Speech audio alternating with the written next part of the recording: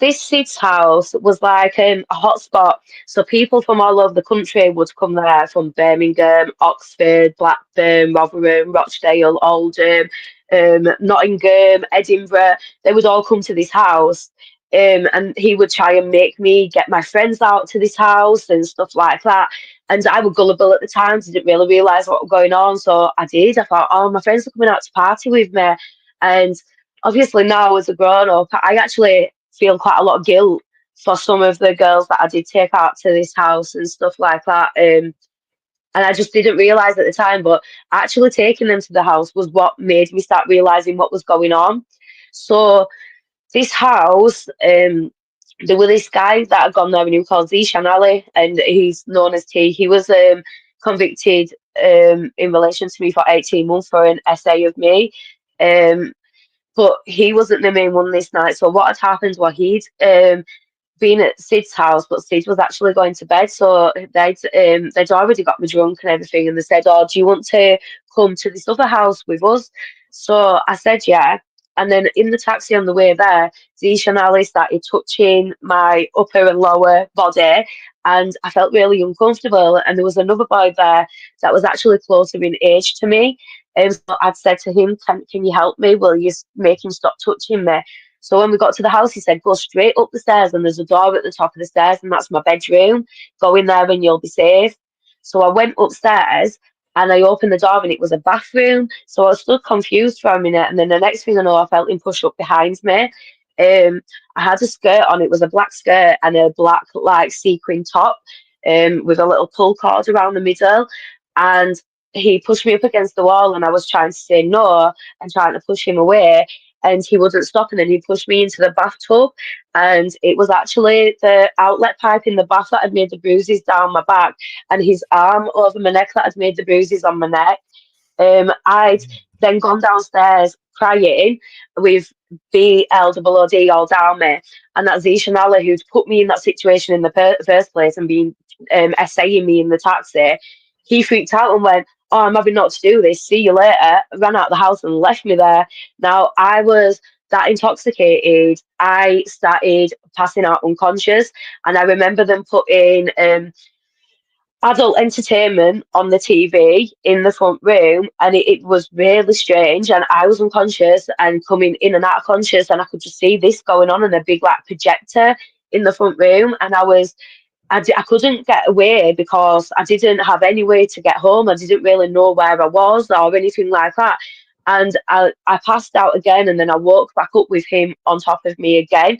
Then I passed out again, woke up, and he'd passed out on top of me, and his mum was stood over the top of me, screaming at me, saying that my white skin had tainted her son and throwing slippers at me. And I had to run out of the building and go to the nearest taxi rank. And the taxi driver must have felt sorry for me because of the state I was in, and he drove me back without expecting a payment first. So that was that situation. But they couldn't ever prosecute the guy that actually did it because even though I'd reported it at the time to the care home staff, because it was a one-off person, I didn't really see him again after that. All these years later, I think it was about 7 years later, I had to do ID parades, and I couldn't ID him and I couldn't ID the house. So even though there was disclosures, there was logs of injuries and stuff like that, they couldn't prosecute him because there wasn't enough evidence. So you've got lots of loving and supportive comments coming in. I'll read you one from Rosie. "Oh my God, you poor girl. That's horrifying. Bless you, honey. And thank you for sharing this. It may help other young girls." Thank you. Yeah. So how many years did this go on for, Fiona? Just over 4.5. So it went on from about 13, just as I was turning 14, to just before I turned 18. So they were at the house, like I said, it started off as like manipulation and coercion. As I started bringing these girls out, I started noticing that they were giving these girls the numbers without me knowing and starting to contact them and bring them out. And some of the stuff they were saying made me start realising something went right. Like they mentioned shooting one of them up with brown and white, a 14-year-old and a 13-year-old, and running a train through them. And they were bragging about it. Um, and in my head, I was panicking, thinking, I don't want this to happen to me. So I was putting on a bit of an act and behaving because I didn't want to be in that position. And I know it happened because it were two other girls at my care home that it happened to. So I know it happened. So I was in self-preservation mode then a little bit, but at the same time, I was trying to defend these other girls because I was realizing things weren't right. So things then they started with like threatening behaviour. So they showed me a video.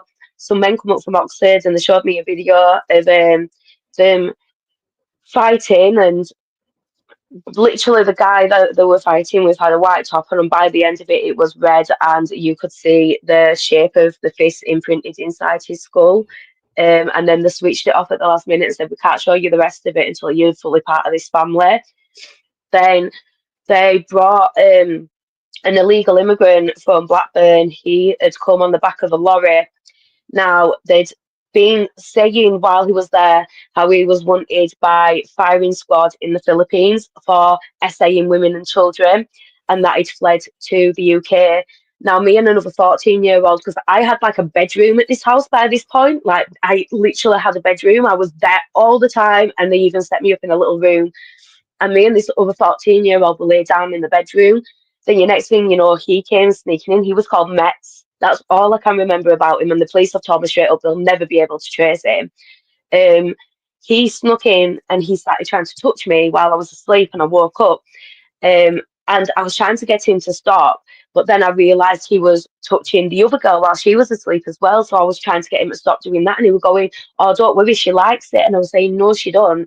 In the end, up because I'd taken that girl to that house, and I was absolutely riddled with guilt.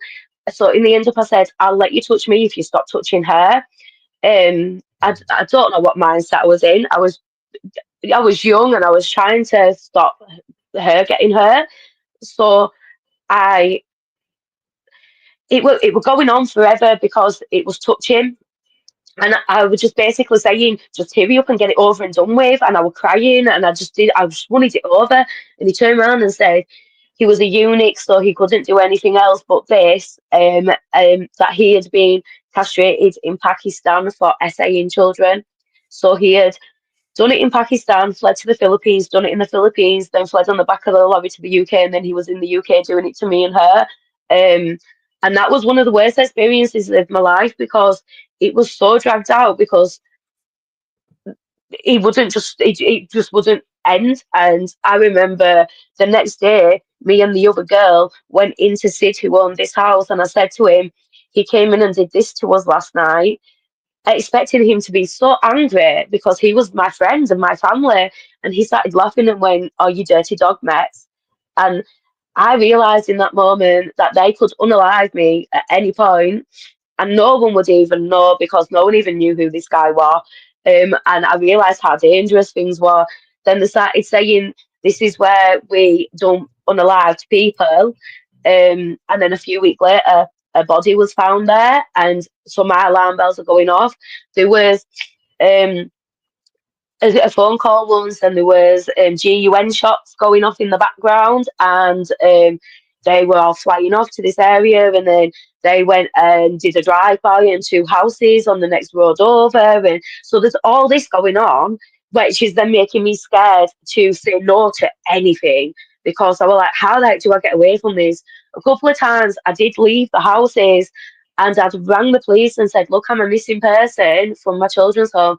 I just want to go home." And the police would say, "We're not a designated taxi service, find your own way home." Once we were stopped in the cars with the men, and we were like 14, and they said that we were the reason that society was going downhill by putting good working class men at harm. And like we were completely blamed, which then isolated us even more from the communities, from the supports, from the establishments and industries that's supposed to help. And the only people we had were these men that were doing this to us. They're the only people we could then turn back to. So the establishments facilitated a vulnerability and made it continue, if that makes sense. Did you hear about any young people getting unalive? Because you know, even injecting such dangerous substances into people, things can happen. I have in other cities and stuff. In Bradford, I'd heard of some so-called like honour um unaliving. I'd heard of stuff that could possibly, when it gets re-looked into, could have a different story to what it had at the time, if that makes sense. There was a big cover up, and there was no one that was gonna admit that anything was linked into stuff like that. Um, I remember getting taken to a house though, because I always thought it stopped when you got to a certain age, and it didn't. And this was my first experience with that. It adapts, it changes. So once you get to like 18, if with me it stopped because I got fiery near the end. I fought back and I were clever. I started keeping track of when they were drunk and stuff like that. I'd keep track of the letters that were coming through the door with the full names on it and their addresses and stuff like that. And I kept track of everything in my head. So by the time it did come when the police investigated, I knew all of the names and all of the addresses and everything that they never expected me to keep track of. Um, but I remember going to this flat once, and the girl, you could tell she'd been attacked by the G gangs before that. But then what had happened was they'd got her onto harder stuff like the white and the brown, and she was in the adult industry on the streets. I don't know how else to put it.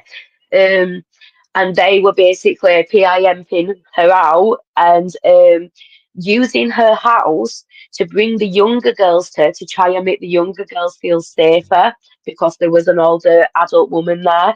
And she took me and my friends into the kitchen and she said, "Get away from these men, run as fast as you can and never look back." And we ran because we were like, what the heck? Um, and that's when I noticed it didn't just stop for everyone. Some people are trapped in this for life. Where did you run to? Honestly, we cannot remember exactly what we did that night. And we've always had this conversation trying to work out, we remember this, that, and the other, but we don't know how we got there and we don't know how we did that. And to be honest, we have that much memories of that night. We don't know how we did it all in that one night. It's like a night that I just one of them where it's a big muddle. I remember a taxi taking us back to the care home, and we didn't have any money to pay it, and we jumped out and ran, and we lost his shoes. I remember also being on a bus in the town centre, and the bus driver letting us on for free because we didn't have no money, and it was the first bus of the day. I remember the garbage men in the town centre picking up the litter in the town centre first thing in the morning. So I remember these stuff, but I can't remember everything else. Did they try and get you back, the G gang? Yeah, they always try getting me back, or they branched out to other people as well. So I ended up getting moved to sorry, one second. You're fine. I'm Take your getting a little time. bit teary and it's making my nose run a little bit. Let me just tell the viewers that Fiona is new to doing podcasts and new to doing most social media, even though she has been in the news, her story, etc., all verified. And Fiona has set up Facebook, TikTok, X, and Instagram accounts. And all those links are in the description box. And I will try and put them in the live chat as well right now. So please support what Fiona's doing. It takes so much bravery to speak out about this stuff and revisit the trauma. So what happened next was they moved me to Dewsbury, which is a little town right next to Bradford. It's not very far. It's literally 20 minutes in the car from Bradford town centre. It's basically part of Bradford. Um, And one of the men involved in the G gang from Bradford had nephews that lived there, and he gave out my information to them. And then the next thing I know, all these younger men turned up at the house. Because one thing I did notice was the older men would bring out the younger boys to one, lure the younger girls in and make them feel a bit more secure, and two, they would ply them with drink and stuff, and then they would kind of try and brainwash them as well. Say, if you don't do this, go in the bedroom with a girl, then we're going to go tell your mum that you've been drinking or that you're gay and stuff like this, trying to make them panic. And you saw like the younger ones had a lot of empathy to start off with, and you saw it suddenly die out over time as they were getting conditioned to that behaviour and it was becoming normalised. And then some of the younger ones then became worse than the older ones. So They gave out my address, and all these men kept turning up at my house. And if I didn't answer the door, they would kick the door, they would smash the windows, and no one were helping me. They took my house key, so I had to climb in and out of the flat through the window. They urinated all over the flat. They smashed all my furniture up. Anything that were worth any value, they stole.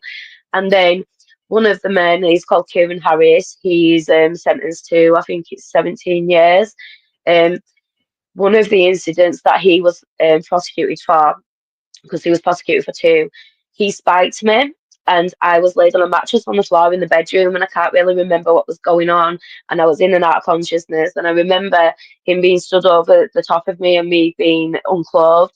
I remember a light shining down on me, so I tried putting my hands between my legs to try and cover myself a little bit, and he were going, "Oh yeah, you dirty bitch, you do that," and all I was trying to do was like I protect my modesty, and then he had me, and I remember looking over Jeremy, and there were two of his friends stood at the door watching.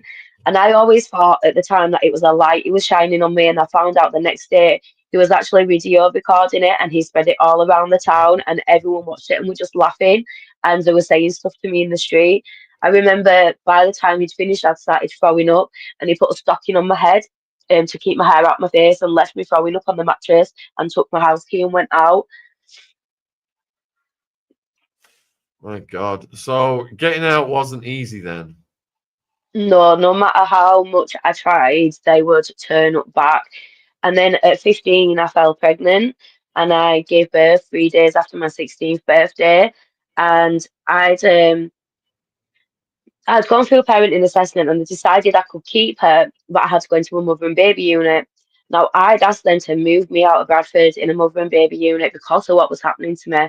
And they said it was too much funding to waste on someone like me. And they put me in a mother and baby unit on the same street as the care home that I'd been first targeted in. So I couldn't get away. I couldn't do anything. My mental health was deteriorating. I walked to the petrol station, and they threw an empty bottle of liquor at me, and it smashed on my legs and cut all my legs. And the social workers, instead of saying I was a victim of a crime, were like, "Look, she's engaging in a chaotic lifestyle." And I was like, "What am I supposed to do? You're not helping me, and I'm trying, and I'm getting targeted." And my mental health just completely deteriorated. So they took her from me, and in the court process, they said that I was exposed to a PDF file ring, and it wasn't a safe environment for a child. Bearing in mind, I was 15 when I was pregnant, 16, just turned 16, 3 days. Literally, I went into labour on my 16th birthday and gave birth 3 days later. They said it wasn't a safe environment for a child, so they took her, but they left me. And I still had to battle them for 2 more years, and losing her disheartened any fight that I had got, because I was like, "What's the point? What's the point? I'm never going to get away from this." I remember putting on a brave face during the day and around people, pretending everything was normal and everything was fine. And I remember everyone leaving me, and on the night, me starting to really deteriorate mentally and thinking I was never going to escape from it. And I remember I started trying to unalive myself a lot then. And then they used to tell me I had nice legs, and I think I had a little bit of psychosis by this point. I wasn't really thinking properly, and couldn't get away. I'd been trying. They'd been threatening to petrol BOMB my grandparents' house. One day I'd woke up and turned the light on at like 2 o'clock in the morning, and I got a text straight away saying, "What you doing awake?" I knew I was being watched, and I knew I couldn't go nowhere. And I remembered them saying how much they liked my legs. And I remember taking a Stanley to my legs, and I mutilated my legs, thinking they might leave me alone. I remember the tendons popping out of the cuts, and the doctors having to push them back in and stuff like that. And it was classed as self mutilation, but the social workers still wrote down that I'd done it for attention. Oh my God.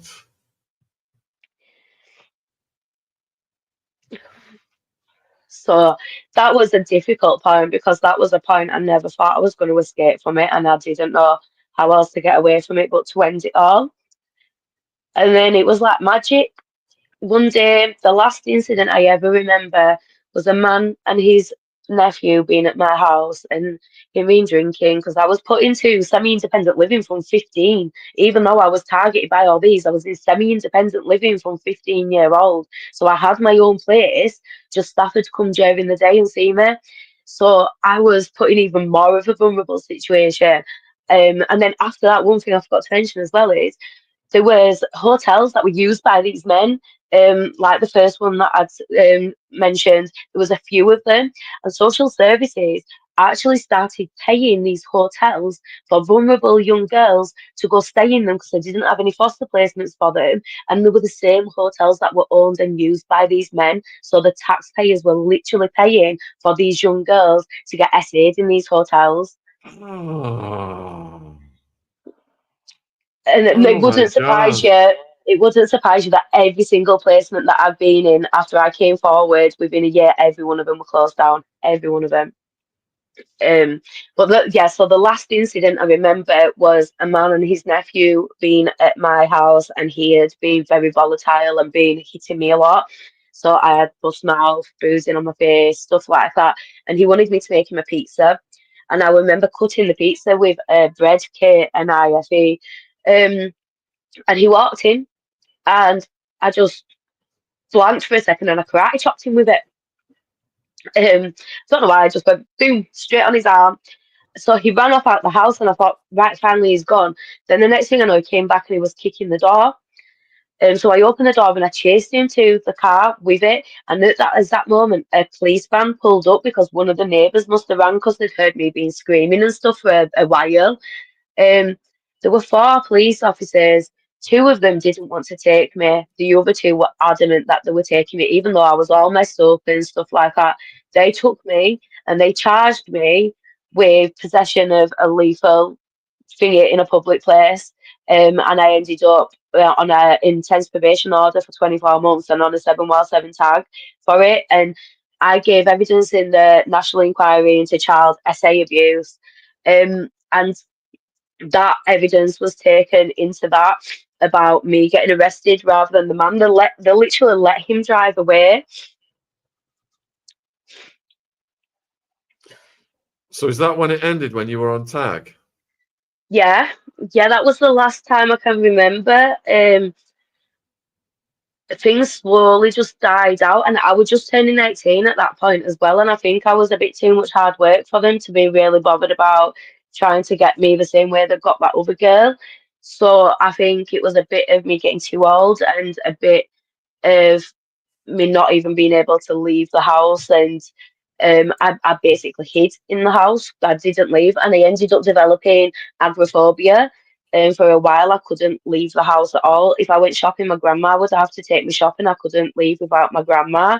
Um, I got extremely scared of everything. Even like I ended up getting diagnosed with complex PTSD, but it took a while to even get diagnosed with that. But yeah, I got really bad agoraphobia and wouldn't even leave the house because of what had been happening. So once it ended, then did you get support from anyone? No, no. So I made another disclosure in 2013. So basically, the police turned up at my house, and another girl had come forward in a different city. And while they was searching one of the men's houses, they had found my name and number on a checklist on the back of a cereal box. And they turned up on the 12th of July 2013. And I remember it because it was my daughter's birthday, the one that they took off me. And my mum was there, my sister was there. Um, and no, what people knew what had been happening, but I'd never admitted it to anyone. And they were walked in, and they told me what was going on, and they said this girl was really young. Um, she'd had the strength to come forward straight away. She was really young, and I, I I just told them everything. Told them everything, and they said they were going to come back and take a statement, and then they never turned back up, and they started ignoring my phone calls. So I started getting angry by that point, and then everything broke with Rotherham. So I got more angry. So I got in touch with the BBC, and it was Joe Inwood. He's actually a foreign correspondent now. And I sent him all of my care records where it talked about everything that happened to me from 2008. It was all there, everything, all logged, and no one had done anything, nothing at all. and he ran the story. And the next day, the police decided they was going to investigate. Now, obviously, during this time, over 50 men targeted me, but we secured convictions on 9 because of lack of evidence, because of the time period, the time frame.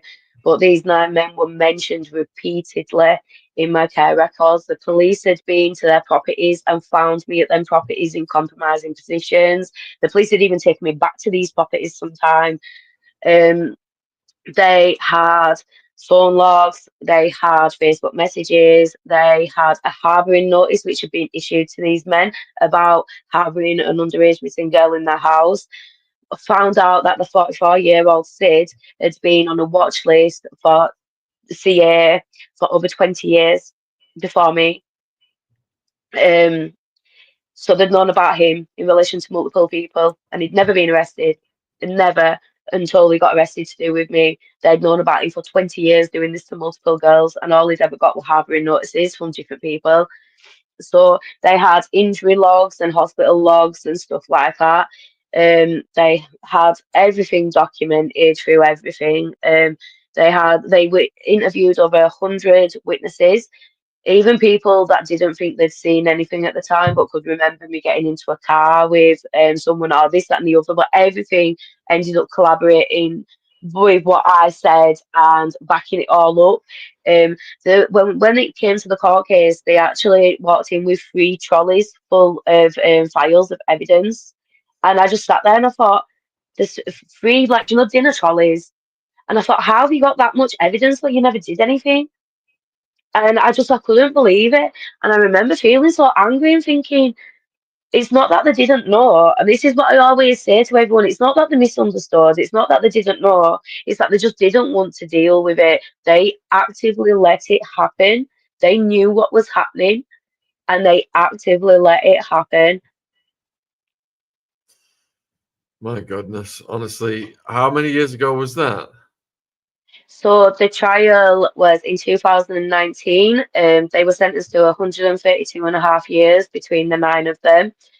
I decided, um, basically, I was supposed to watch the sentencing through video link, but when I watched the verdict, there was a technical fault and I couldn't hear anything. So I didn't know what had happened. And the panic I felt in that moment, I didn't want it to replay. So I decided I was going to go in the courtroom. And I went in and I watched them get sentenced. And I just sat there and I remember watching them get dragged out, and their family members were screaming at my barristers that they were going to get gang hard, and all sorts. They ended up getting arrested for the stuff that they were saying to my barristers. The BBC journalist ended up having to get a bodyguard because of being threatened. They got caught during the trial sneaking drugs in through the Crown Court toilets into prison. So they got sentenced for that. And they also got bars from the cafeteria because the Bradford Crown Court hires people with learning difficulties, and they started essaying one of the members of staff that were, well, harassing one of the members of staff in there, and they had to get bars from the cafeteria, and that was during the trial. So they're just relentlessly taking advantage of the system. You know, you Yeah. did cite, you said a big sentence there, but that was spread out among a number of men. So what kind of sentences did they get individually? So Zishan got 18 months for essay. Then the others, one of them, Fahim Iqbal, he got 7 years for assisting R. And he actually got let out in 2023, and I didn't get notified. And then I actually found out a few weeks ago that he'd been let out. And then the week after I found out he'd been let out, I found out from West Yorkshire Police's Facebook page that he had just been recalled back to prison for attempted unaliving by chopping off someone's leg in the middle of the street in the middle of the day and trying to chop off his head. So he's now recalled till 2027 and facing attempted unaliving charges.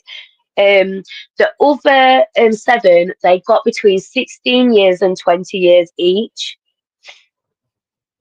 So for American viewers, then they serve half of that, don't they? Usually 50%. They start getting out next year. So how do you feel about that? I'm fuming.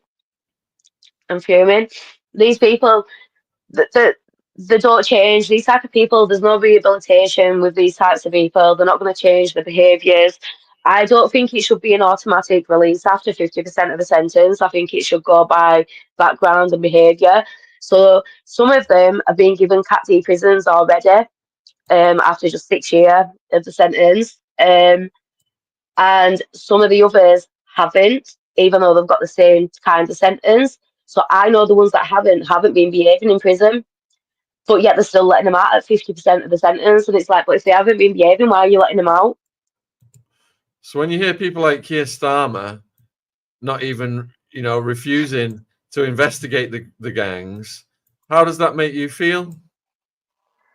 It made me fuming, to be honest, especially with Bradford. Bradford was actually the first city in England to ever be highlighted to do with the G gangs back in 2003 with Ann Cryer, and she was driven out of the Labour Party and called racist for bringing it up. She faced extreme hell within that party. And then obviously Rotherham and everywhere broke, but Bradford still avoided an inquiry. Then Jess Phillips decided that she would let the councils do voluntary inquiries if they wanted one. And I said, but no one that's got a problem like this is going to do the inquiries. And that's what I went on Newsnight and said.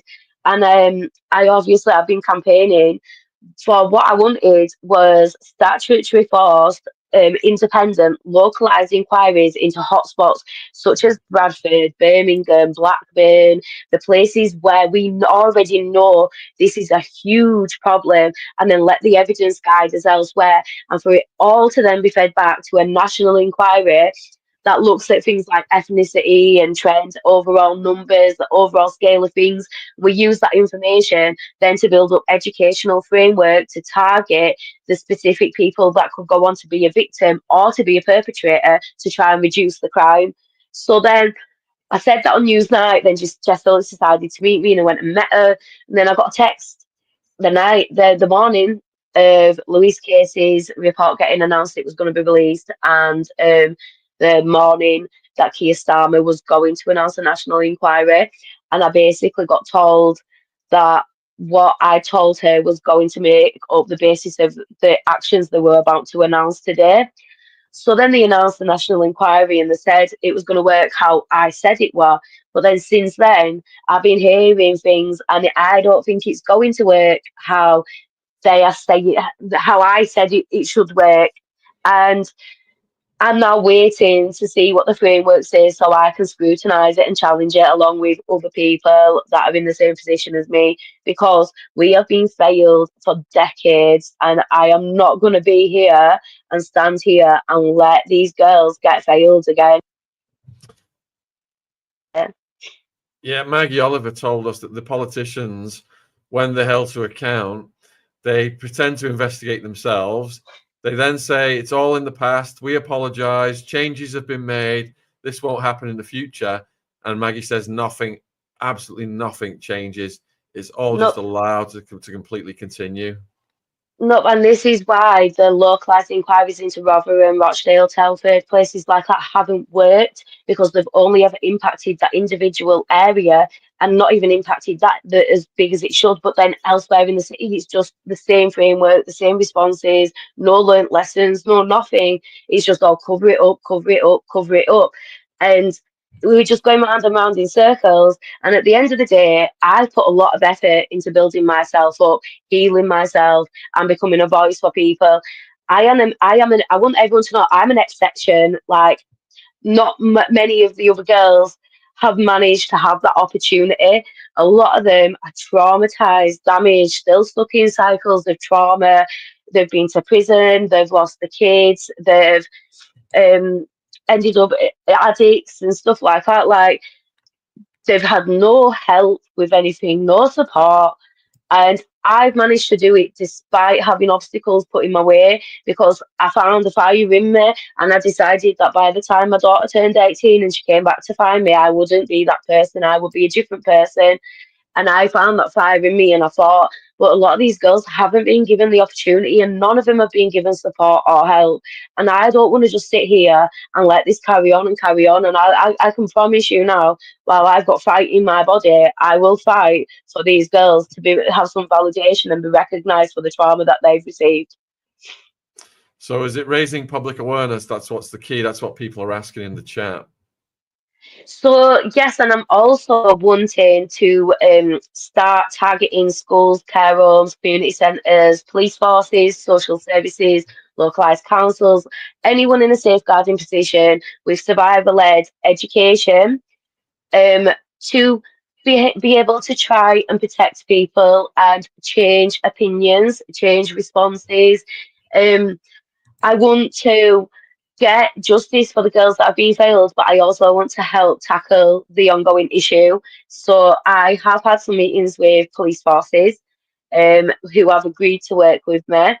I am working with someone on some framework for schools, and we're having some conversations in private. It's going to be a long process. I am looking at starting like a CIC within my local area as well, because another area that I noticed was after the court cases, your support gets pulled. So as soon as my court case finished, the police went, there's social support went, mental health support, everything went, and I got added to a therapy waiting list, and the therapy waiting list was 7 years long. So we didn't, no one got any help, and I had an absolute mental breakdown because I didn't know how to process stuff. And there's also girls that come forward, and it takes a lot to come forward, and then they get no further action, and then they're just left to deal with that. So I wanted to think about opening a CIC, so then we can help support these girls after the court case, get them a little bit of therapy to help them process what's just happened and transition while they're waiting on the waiting list for the NHS therapy. Same with the ones that have got no further action, be able to support them to deal with that decision, because there's no support for any of them. And it's not just then their childhood that ends up getting taken, it's their future as well. So for people who are watching this then, who want to reach out to you and join you and support you, you've got Instagram, TikTok, X, and Facebook. And I've been putting all those links in the chat. If people are watching this on replay, they can go down into the description box and get your link. So are they the best places to support you and follow you? Yes, I've only recently set them all up because I obviously wanted to give people somewhere where they could contact me. I've had a lot of girls that have come forward to me, and I've helped signpost them to the appropriate places, because I didn't want them to just ring 999 or 111 and end up getting failed again. I wanted them to have specialised care and be sent to the right places. So I've been helping do that, and I've been open to trying to talk to people, and being what they need right now, because a lot of these people, they don't trust the police, they don't trust social services, they don't trust the government, they've been let down. The only people they trust are people that are in the same position as them, and I don't mind being that person. So I opened it up for that, and I also opened it up to then be able to, one, get support behind me for what I wanted to do, and two, be able to use it to reach out to people in a way that they can then find me if they need me. So I'll just read another comment from Rosie. Fiona, you are such an amazing, beautiful person, great communicator, and incredible inspiration. It is so important that your story is shared. I'm disgusted that you've been let down by so many. These disgraceful GGs underestimated your strength, resilience, and courage. Your words will be their demise. Love to you. And that's a great summary of how everybody's feeling right now. So huge thank you for coming on, Fiona. Is there anything you'd like to say in conclusion? No, I think I've talked a lot. I'm losing my voice a bit. Oh, I'm going to close the show and I'll let you go. Then you go and get some rest. And thanks for your bravery, sharing these things. Thank you very much for having me on and letting me be able to tell people what actually happens. I think the crime itself loses a bit of how serious it is when it's referred to as grooming. Like, people tend to not realize the extent of some of the stuff that happens, and like, I've only told you a fraction of some of the stuff that happens. Like, I could be here all day telling you some of the stuff that not just happened to me, but I've seen happen to other people, and it would break your hearts. And I think people need to be able to realize that this is a very, very serious crime. Well, thank you for coming on. Go and get some relaxation, because it must be Thank you. hard to revisit these traumas. So you take care. All right. Thanks, Fiona. Cheers. Thank you. Bye. All right. Bye-bye. What a brave person, folks. And please support Fiona through the links that are in the description box.